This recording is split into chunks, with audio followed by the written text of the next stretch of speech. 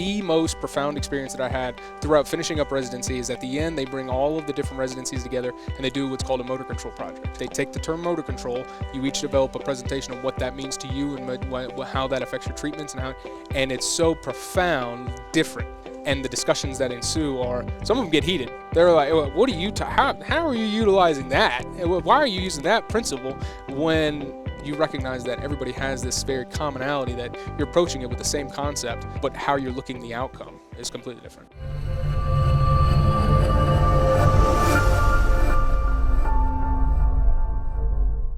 Liam, welcome to the show. Appreciate it, man. Thank you for having me. Newly minted fellow. That is. I got to walk across last night. You got to put a lot more letters after your name. Yeah, I tell you what. Which is nice. Also working, you're a center manager with Brooks Rehabilitation in Jacksonville, Florida. Yep.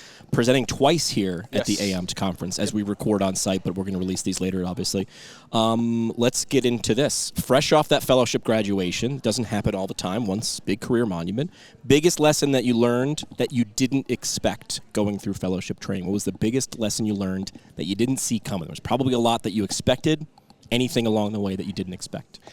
Humility, for sure. Ooh, okay. Humility. Talk to me about that. It was more in the ability to communicate with everybody else, right? You have an idea, things make sense in your head, and you're like, why doesn't everybody else understand? But then it's the humility that you learn along the way with feedback to where it really transforms, where the experience went outside of clinical care, and it really started to affect different parts of my life, where all of a sudden I'm recognizing that my relationships with my family, with my friends, how I communicate with employees, all of that was shaped on the idea that, hey, it may make sense to me, but how do I need to make it sound for you in order for us to be on the same page? Right. Reading the room, read the audience, understanding that. I don't get a nickel for suggesting this book, but there's a great book that doesn't make any sense, but it does. It's written by a former FBI hostage negotiator.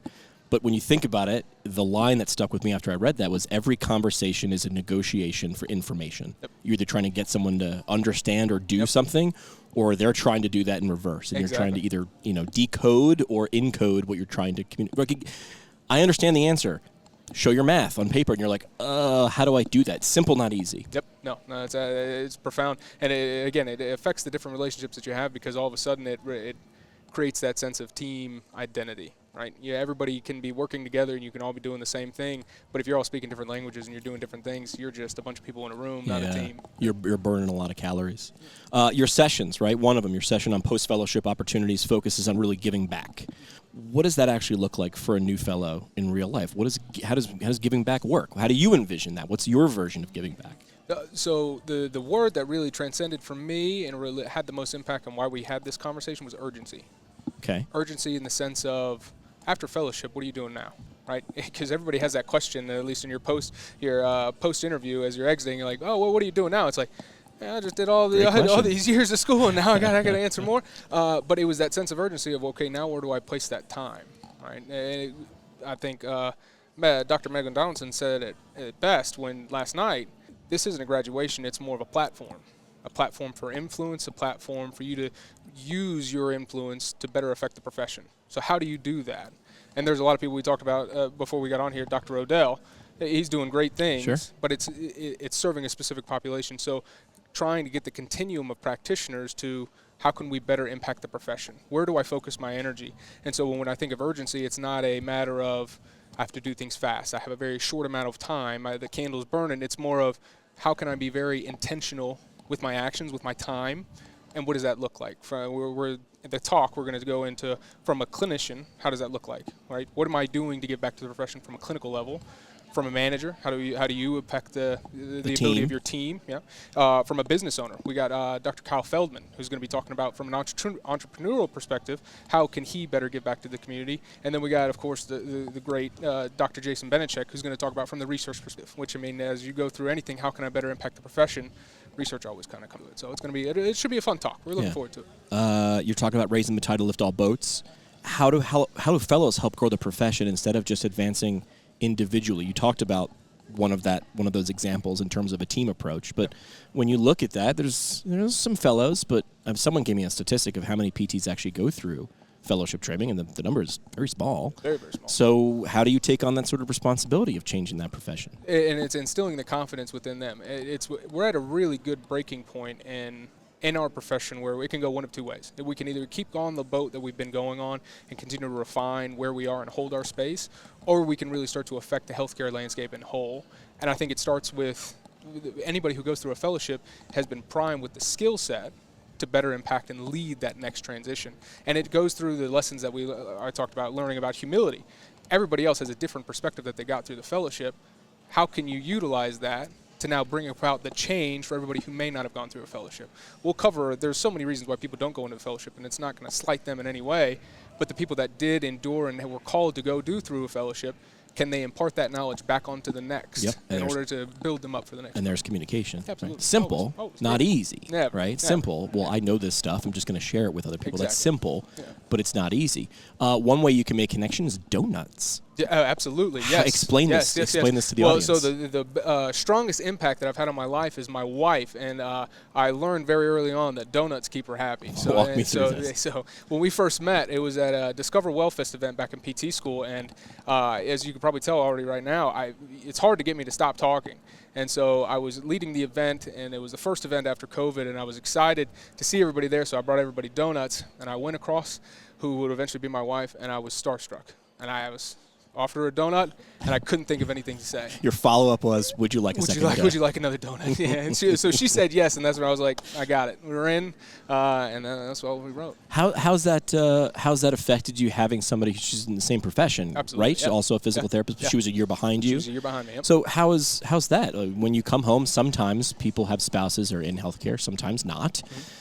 You guys are not only also in healthcare, but in the same field. Yep. How's that work? Same field, same region. Yeah, we're good friends. I'm good friends with her manager, so I get both sides. Of the coin. She also went through the residency, and she's finishing up her fellowship. So our dinner conversations are rather boring for people who aren't in physical therapy. So, but it's completely transcended at least our interaction with each other. We always have somebody to go to. We always have somebody to bounce off ideas. Sometimes it's not always pleasant, the feedback, but it's valuable, right? And that's one thing that we both learned is you need that feedback. You need that person in your life that's going to tell you, you didn't do that, right? And she happily tells me that every single day, so it's fun. It's good. It's good in that regard. Yeah, brutal. All right, so let's talk about the collaboration. You're also presenting with your wife. That's got to be pretty interesting. We're very grateful for AAOMPT for allowing us to do that. In preparing for that, I want to talk about the roles, but how did that collaboration come about, and what can ortho PTs learn from pelvic PTs and vice versa? Absolutely. So the best phrase that I've heard when we were talking about how is this collaboration going to go, and we asked some of our mentors that were pelvic health therapists, they were like, well, pelvic health really is ortho in a cave. Got it. Fantastic. Okay, so you got that visual. And so when we started to discuss my wife's interest in it, she's gone all the way through residency, now she's finishing a fellowship, and she's realized that she has this intense passion to treat this very underserved population where we live. And so when she was talking to me about it, and she was like, how are you screening, how are you evaluating? And I'm giving my answers thinking, I've gone through the similar training. I know what answer she's going to come at me with.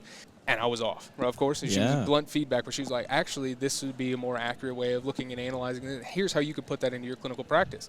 And so then we said that this is a conversation that may need to have to take place on this stage so we have a better comprehensive treatment and care plan for the individuals that are coming in. Because when it comes to pelvic health and its interplay with interregional dependence or any of those, it's the discussion of it may not be why they're primarily there, but it's contributing to maybe why they're not 100%. You may go through a whole plan of care and they're like, I'm better, but there's something still lingering. And it's like, well, if you haven't effectively screened or at least evaluated the pelvic floor, that may be that last little bit that you're missing. And it's real quick to at least identify. So, again, implementing that for the greater population to kind of incorporate that in their clinical care. So you're co-presenting. But even if nobody wears the hat of, like, taking charge of putting the presentation together and, like, how'd that work? What was that dynamic like? There was definitely some back and forth. Yeah, where it was like, power struggle. Exactly. So, she leaned on me a lot with the kind of ins and outs on the nuances of like, hey, when you get up there and present, what does that look like? How do we present this information? How do we go about it? Because she's so passionate, and that's one of the best things I love about her is she's very passionate about including the information that she finds the most relevant for the individual. But there was the times where it's like they aren't going through a pelvic health residency. They're not going to do. They just need to know in order to what to screen. Higher level. Exactly. And then from my perspective, what words or what language do I need to utilize in order for them to get that point across and to spark interest? Because it was very much here's what I took from it, and she's like, I get what you took from it. And how do you get them to be, oh, this is why it's relevant here? Why do I have to go further into this? Yeah, this is what I said. Well, this is what I heard. And those two things are not always the same. Not always. The same thing. Let's talk about your time at Brooks in Florida. Brooks has produced so many leaders through its residency and fellowship programs. What do you think they do differently that builds leadership DNA? Or what how would someone assess if a residency or fellowship is right for me? And then what changes sort of in their makeup as you go through a process like that? The people that lead at Brooks are extremely unique in their ability to inspire innovation, right? So they have the ability to at least give you the tools to yield the different perspectives, right? Here's how you came in. Here's all the other things that maybe you're wrong, maybe you're right.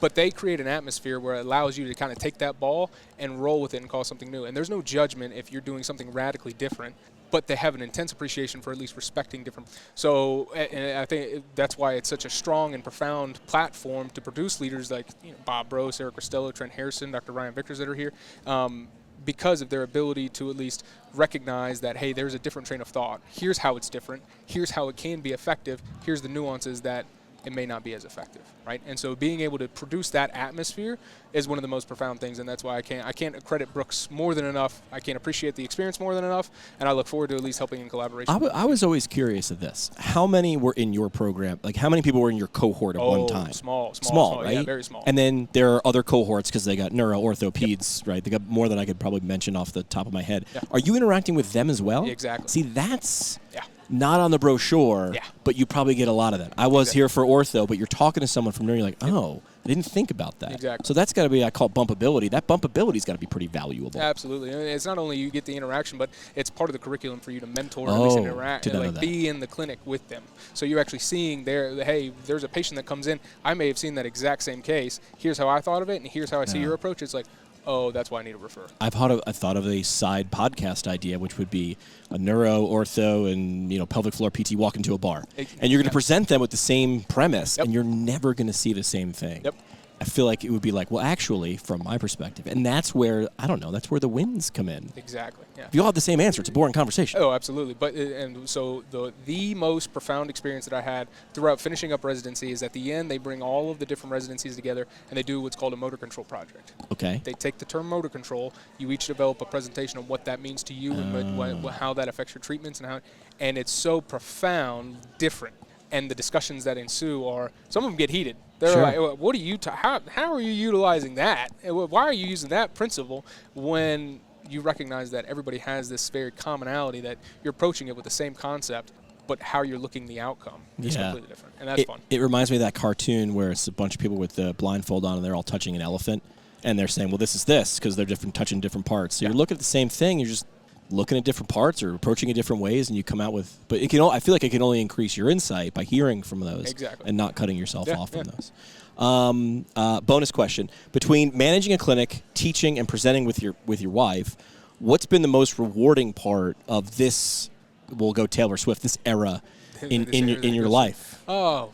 Always go wife. Always. Oh, it has to be the wife. It has to be the wife. Because without my wife, I wouldn't be able to do any of the other three things, right? Because she always gives me the perspective that's needed whenever I'm going to approach something new. She's the first cheerleader. She's the first critic.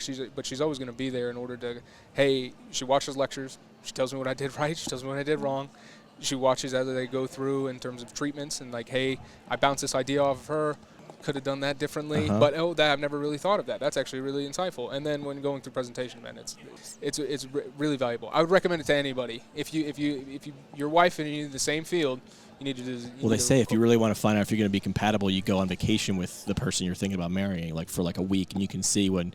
Because, of course, something's going to go wrong, something's going to be stressful, and you see who that person – you can fake it real well on a date, right? Because at the end of the night, you're going home. But, like, on vacation, it's stressful. I don't know how we do on that reality television show because we travel very differently. Oh, yeah. We travel very differently. For example, we went to a honeymoon in Greece after our wedding. All right. And we had everything planned out and everything going. We get there after the 14-hour trip, and she's like, let's go. And it's like, I was just in a plane for 14 hours, so I'm going to take a nap. She's Where she want to go hike or she wanted to just explore, explore. And it's understandable. And I was like, can we explore in like 2 hours, like after the nap?